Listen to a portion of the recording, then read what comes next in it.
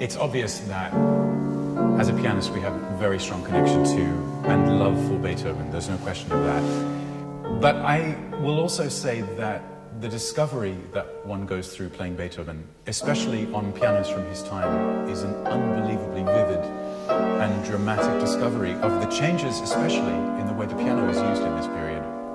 Beethoven, perhaps more than any other person in history, encapsulates and embodies this change, this dramatic shift in piano sound and design in a period of unbelievable revolution in piano design. In his first decade in Vienna in the 1790s, Beethoven was the super virtuoso, basically. He was the #1 keyboard star in Vienna in the 1790s, and he was playing the 5-octave pianos of that time. By the beginning of the 19th century, pianos became even larger. They went from 5 to 5.5 octaves. And then by the decades of the 1820s and 1830s, you found pianos like these. These were the classic Viennese concert grands of their time. They were the deluxe instruments, and Beethoven certainly knew these pianos intimately. What's fascinating to look at the piano concertos is to see how Beethoven's style of piano writing changes so dramatically in response to the changes in piano design. So, for example, you see in the early concertos, Beethoven starts to play around with questions of texture dramatically.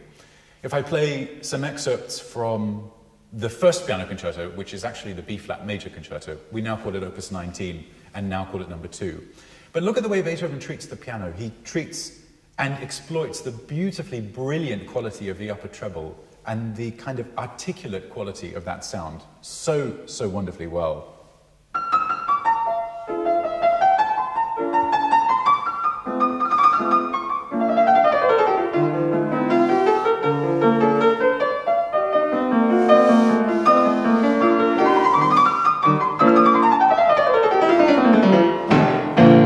In the space of a few seconds, Beethoven goes from the brilliance of the treble to this very raspy, bassoon-like quality in the bass. So you're doing all the piano concertos. It's like a sort of voyage through Beethoven, isn't it? It is a dramatic look at his development, his change in personality as well. I think even more vivid, perhaps, than someone like Mozart. The Beethoven concertos represent his journey through, the initial stages of being a virtuoso pianist in Vienna to his middle period, where I think he starts to have this idea of himself as someone who will leave music for the future, for posterity, which I don't think was such a priority for him in the first decade.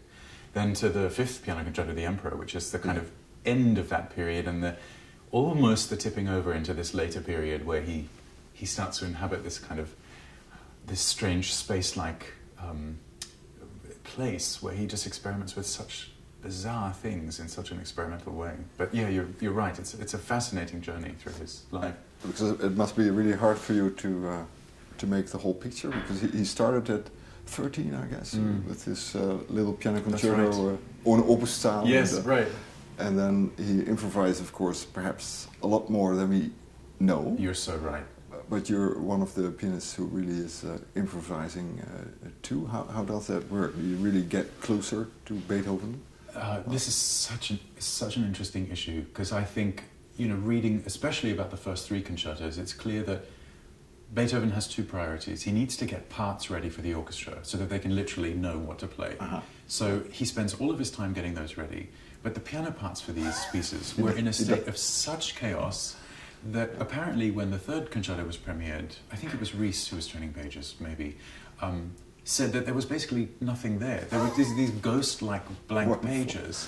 Yeah. So this really dramatically reassesses our idea of what it means to play a piano concerto in 1802 or 1795, which is that the orchestra has a prescribed script, but what the pianist does is up to his whim and fancy, and is up to, crucially, the heat and inspiration of the moment. And this is what we know Beethoven's piano playing to be described as: incredibly rich in ideas, but very flexible and very unpredictable. But what I find fascinating is to rediscover how the textures of these pieces change so dramatically every time you come at them with period instruments. Now, this is Beethoven in the early part of his career, let's say 1795, 1796, you get to the third piano concerto, which is for a 5.5 octave instrument. So we're talking about 1803 now. Listen to the way Beethoven exploits the sonority of the pedal sound, especially. This is from the second movement of this piece. Notice that Beethoven doesn't change the pedal in places where we might normally think to do so. The effect is extraordinary. It sort of presages the world of French Impressionism in a way.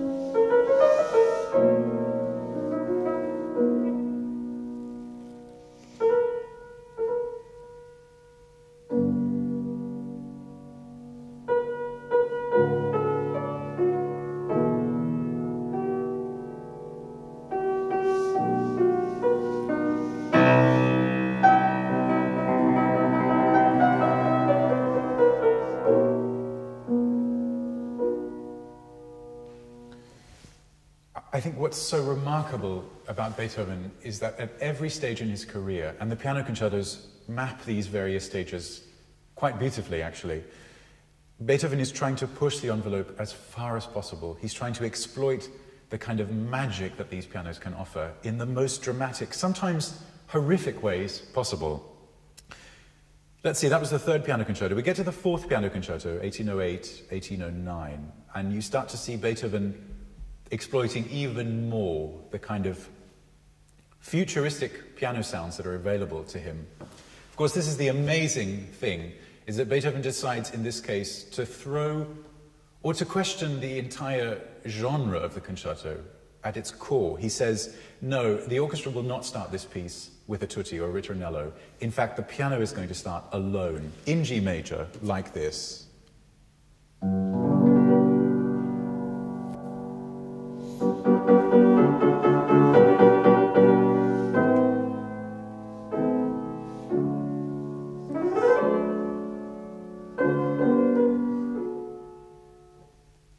The orchestra then answers.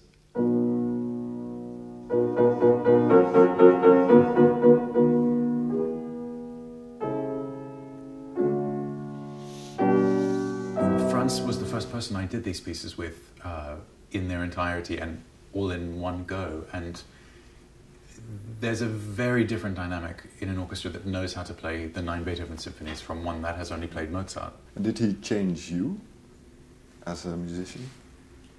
Yes. One of the very important things I think that I've learned from Frans is that the way the text is treated should constantly be reassessed, in a sense. I'll never forget the first time we did the fourth concerto, Frans came to me and said, I just need to talk to you about some trills.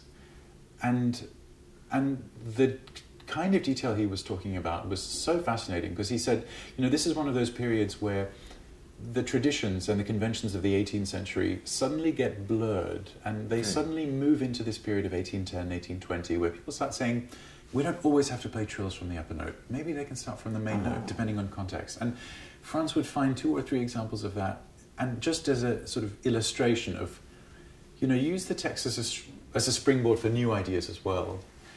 The other thing that I found fascinating is that we would work a lot in the rehearsal, but the type of detail that happens in the concert was always startling to me with Frans and his orchestra. Even more than in... Yeah.